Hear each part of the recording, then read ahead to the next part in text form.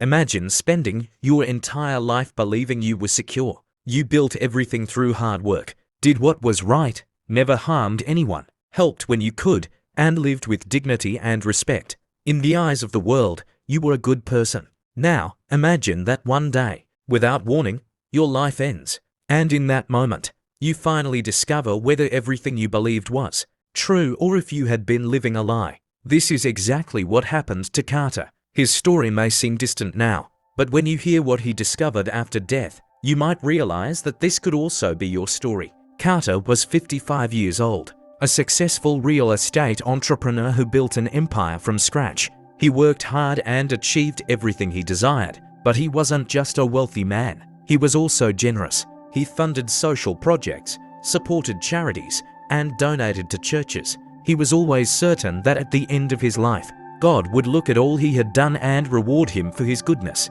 After all, he wasn't a bad person. He never killed, never stole, never harmed anyone. So why should he worry about what came after death? This was Carter's logic, and perhaps, without realizing it, this is the logic of many people. But the question is this enough? This question never crossed his mind until the day his heart stopped. It was a sudden, silent heart attack, with no warning. In the moments that followed, Carter realized something he had never imagined. Death was not the end. It was only the beginning. Now answer me in the comments. Do you believe that good deeds are enough to guarantee salvation? Or is there something more? Right, I trust in Jesus. If you believe that only He can save us. Carter never imagined that death could come so quickly. He always believed he had more time to work a little more, time to enjoy life, time to maybe one day think about his soul. But time didn't wait. It was an instant, a tightness in his chest, the air becoming insufficient, his hands trembling as he tried to grab onto the table. 1 second ago, he was a strong man, in control of his destiny. The next, he was falling to the ground, too weak to even call for help.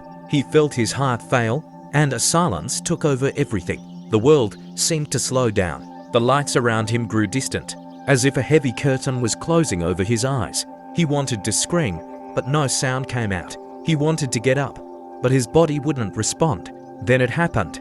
Carter blinked, or at least he thought he did. Suddenly, he was standing, but something was off. The environment seemed different. The colors were wrong. The sound around him was muffled, as if he was submerged in another reality. He looked down and saw something that made his stomach churn. His own body lying on the ground, motionless, his eyes half open, lifeless. A cold sensation ran down his spine. He tried to take a deep breath but realized he didn't need air. His chest didn't rise or fall. By now, despair was beginning to take hold. This can't be happening, he thought. Maybe it was a dream, a nervous breakdown, a delirium caused by stress. But deep down, he knew it wasn't any of those things. Time seemed to run strangely. One moment he was there, looking at himself. The next, distant voices echoed around him. Distorted sounds, as if the world around him was fragmenting. He tried to move but was pulled back. The space around him dissolved into a deep void. He was no longer in his office. Now he was falling. The fall had no end. The darkness enveloped him like an ocean without a surface. Carter didn't feel the ground. He didn't know where he was going. He just kept falling. His chest burned with a fear he had never experienced before. He had always been a man who liked to be in control, but now he controlled nothing. Then something changed. From the absolute void, a light emerged, faint at first, then intense, almost blinding. Carter felt a sudden pull, as if he were being ripped from that darkness. His body, or whatever it was now thrown forward, as if crossing an invisible threshold. Suddenly, he was in another place. The ground beneath his feet seemed solid, but it wasn't earth. The air wasn't hot or cold but pulsed around him. In front of him stretched an immensity, but it wasn't an ordinary space. There's something powerful, something greater than anything he had ever seen or felt. And then the truth began to be revealed. Carter tried to understand where he was, but it was impossible. Everything around him seemed vast and limitless, yet suffocating at the same time. The ground beneath his feet was solid but not like anything earthly. He felt like he was standing still, yet he had the strange sensation of being pulled somewhere he didn't want to go. The light in front of him began to change. At first, it seemed comforting, like a warm touch on his skin.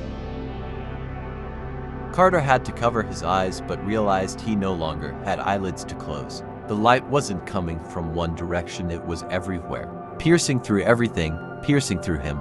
Then he began to see images forming in the air, as if time was being rewritten right before his eyes. But these weren't just images, they were fragments of his own life. He saw his childhood, the early years when he learned about right and wrong, the moments when he was taught about God but chose to ignore it. He saw his youth, the paths he took, the decisions he made, the times he put his own will above everything else. And then came the moments he thought made him a good man, the donations, the help to the needy, the words of support he gave to others. But contrary to what he expected, there was no approval, no sense of relief. Instead, the images didn't stop there. They showed something Carter had never wanted to see. He saw all the times his kindness was motivated not by love but by pride. Every generous act he did, hoping for recognition. Every help he offered while in his heart, he felt superior for being a better man than others. He had never realized it, but he had always believed he was in a higher position, as if his good deeds were a kind of currency to buy God's favor. And then came the worst part. He saw the opportunities he had to truly know God and refused. He saw the invitations he ignored, the conversations he shut down, the moments when he felt deep in his soul that there was something greater calling him, but he chose to leave it for later. Always later. And now time had run out. The light around him began to fade. The warmth disappeared. The environment grew cold, lifeless. Carter felt something strange within him, a crushing weight. A pain that wasn't physical but tore at his very essence, as if something was being ripped away from him. And then he heard a voice, strong, absolute, but not an ordinary voice. It was something that spoke within him, filling every part of his existence. He knew, even before the words were spoken, whose voice it was. And when it spoke, Carter felt his destiny was about to be sealed. The voice filled everything. It was as if every part of Carter's existence was being pierced by a sound that didn't come from one place, but from all directions at once. He didn't hear it with his ears, he felt it. Carter, his name echoed within him, but not in the way he was used to. There was an indescribable authority in that voice. It wasn't an ordinary call, it was a name being pronounced by someone who knew every detail of his life, every thought, every intention, every moment. And then he saw, before him, a figure emerged from the light, but it wasn't like anything he had ever seen before. It wasn't just someone dressed in white. It wasn't just an angelic presence. It was something beyond human comprehension. Carter's eyes, he could never describe them afterward. They weren't just eyes. They were like windows to something eternal, something that existed before everything, and would continue to exist after everything ended. And in that gaze, he saw the truth. It was in that instant that Carter realized how wrong he had been.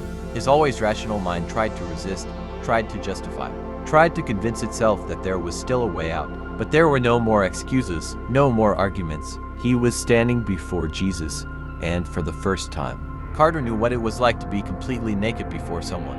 Not physically, but in his essence. There were no masks, no titles, no wealth, no status, no reputation.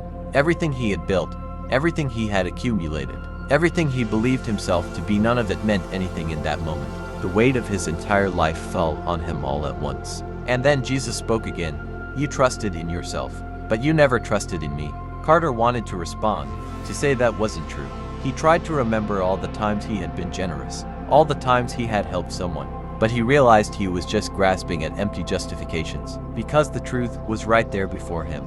The scenes of his life reappeared around him, as if projected in the air. But this time he wasn't just seeing what he had done, he was seeing what he had felt. He saw his intentions, and then he realized the good deeds he had always used as justification didn't come from a repentant heart but from a proud one. He helped expecting something in return, expecting recognition, expecting that it would be enough to compensate for his lack of real faith. He had never sought God. He had never needed God. He thought his own actions were enough. But now, standing before the one who is holy, he understood that they weren't. Despair began to grow. Within him a feeling of weight, of emptiness, of the absence of something essential, something he didn't even know he needed, but now felt the lack of in an almost unbearable way. Lord, forgive me, he said, but the phrase hung in the air. Jesus looked at him but said nothing. There was no anger, no condemnation, but there was also no approval. There was only a silence that said more than any words could. Carter knew in that moment that he was facing the truest judgment he had ever faced, and the sentence had not yet been pronounced. The silence between Carter and Jesus stretched for a time he couldn't measure. There were no clocks there, no seconds or minutes, only that anguished wait, that gaze that pierced his soul. Then, without warning, everything began to change. The light around him began to weaken. The weight in Carter's chest increased. Something was pulling him back, as if an invisible force was trying to rip him from that place. He tried to resist, tried to beg for more time, but it was useless. Suddenly, the world crumbled around him. It was as if he were being sucked into an invisible whirlwind. He didn't know where he was going. The only thing he knew was that the presence of Jesus was disappearing, and with it, any trace of peace he still felt. The cold returned. The darkness swallowed everything. And then Carter opened his eyes. He was back. His chest rose and fell uncontrollably. The air burned in his lungs as if he had never breathed before. His hands trembled. Sweat dripped from his forehead. The white lights of the hospital blinded him for a moment, and it took him a few seconds to understand where he was. He was alive, but something inside him was no longer the same. The fear was real, not just the fear of death, but the fear of what he had seen, what he had felt, what had almost happened. He closed his eyes and tried to forget, tried to convince himself that it had all been a dream, a hallucination caused by lack of oxygen to the brain. But deep down, he knew it wasn't a dream. The truth was still etched within him, like fire burning his conscience. He tried to sit up, but a shiver ran down his spine. There was something in the room. Carter looked around. The heart monitor beeped. The wires stuck to his skin. A thin curtain separated his bed from other patients. But there was a presence there. Something that wasn't physical but was felt in an overwhelming way. Then he heard a whisper, low, almost imperceptible, but laden with something that made his skin crawl. He turned his head quickly, trying to find the source of the sound. But there was no one there. The air around him was heavy, charged with something he couldn't explain. It was a feeling of being watched, as if something was there, waiting. Carter gripped the sheets, trying to calm his breathing. He knew what it was. It wasn't his imagination, not just the effect of the experience he had had. It was something real. He felt his heart race again, the same feeling as before, the same despair, but now there was something different. This time, he knew he had a choice. Carter had never been so afraid in his entire life. It wasn't an ordinary fear, the kind that comes and goes. It was something deeper, a terror that seemed to have roots within him, as if it were part of his very being. Now something had changed. Something had been forcibly torn away, and in its place was an immense void. He couldn't simply ignore what he had seen. He couldn't pretend it was a delusion, a figment of his imagination, not after feeling in his own skin. The difference between being in the presence of Jesus and being cast into darkness. But now he was here, alive, and he knew this chance wasn't by accident. The whisper he had heard in the hospital still echoed in his mind. He felt something trying to pull him back, something that wanted to keep him blind, confused, lost. But for the first time, happening something that had always existed but he had never seen. Carter ran his hand over his face, trying to catch his breath. His body was weak, but his mind was even worse. How could he simply return to normal life after this? How could he continue to be the same man as before? He remembered every scene, every mistake, every time he ignored God's call. He had always thought he was a good man, that his actions were enough, but in the light, he realized that his goodness had never been about God. It had always been about himself, about his pride. He had tried to buy his salvation, tried to use his good deeds as currency. But now he knew, hell isn't just for the wicked, it's for those who believe they can save themselves without God.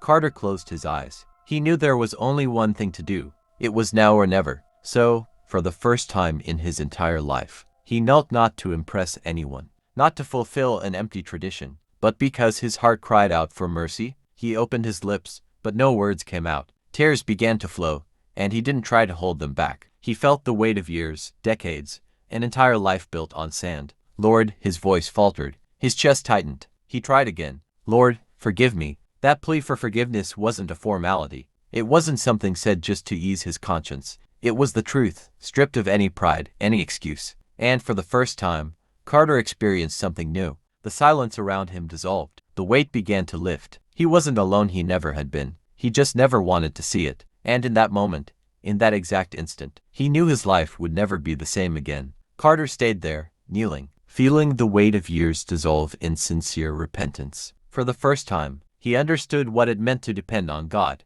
It wasn't about what he could give, or what he could do. It wasn't about how many good deeds he performed or what people said about him. It was about one thing, relationship. He realized he had spent his entire life trusting in himself, in his possessions, in his generosity. But he had never truly sought to know God. And there, in the silence of his hospital room, he knew he could no longer live the same way. But how many people are still living this same illusion? How many believe they are saved simply because they do good? How many feel secure because they go to church, follow rituals, or belong to a religion, but deep down have never truly known God? This story could be yours. And now I ask you, if today were your last day, would you be sure of your destiny? If this story has touched you, write in the comments, "Jesus, I trust in you." Declare this with faith. Your comment could be a testimony and could reach someone who needs this message. But if you think this was the only mistake God revealed, you need to see what happened to this pastor. She died at the altar in front of hundreds of people and had a vision no one expected. What Jesus showed her could completely change your view of the church and your own faith. Click on the video next to this one and discover